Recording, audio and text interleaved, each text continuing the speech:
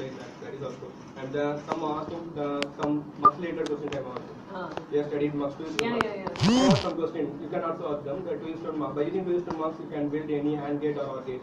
They have studied. They were able to design? Yeah, I designed one sample gate. Okay. From that I will explain. I design AND gate. I going to test. Going to design. Going to tell to design EXA gate. They are designed.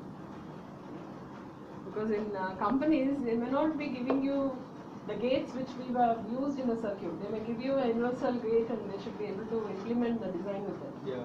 So that flexibility should be there in their mind, like, oh no, only if you give me all those gates I will be able to do the design.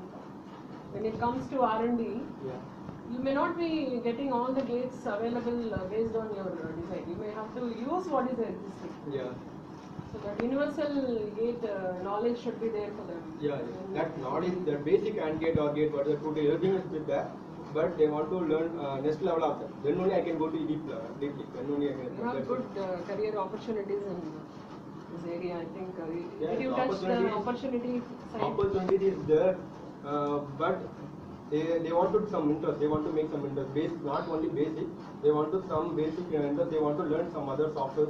Then only they are able to go that technical field. Very difficult to go technical field. How do you differentiate Verilog and VHDL? Like, what do you suggest for the students, which is more depending upon the complexity as well as the application? Two things is there. That is the Verilog is the C-based language. Biggest is the Pascal. Okay, if somebody have knowledge in C language means they can go to Verilog.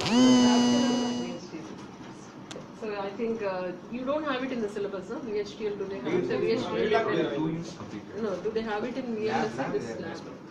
You must have started your lab, right? VHDL coding. Verilog. Verilog they are using. They don't have VHDL.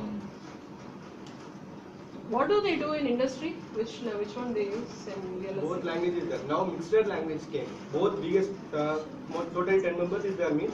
3 members in Verilog, 3 members in VHDL means. Can you integrate? They can able to integrate. Okay. You can able to integrate, connect. We finally can get overall Verilog or some part will be there. VHDL will be part. Is it like the code itself will be integrated, or the output of one will be integrated with the code itself integrated? Okay. How does it match? We can use by structural language. Structural code is there. We can able to integrate. And nowadays suppose you are writing Verilog code, we can able to convert in C language also. Oh. Now it came. So. Lot of things to discuss about your core, and I will be very happy if you all look forward to work in core industry rather than choosing a software. Yes. I always insist that because you have lot of opportunities and we need to develop our electronic industry.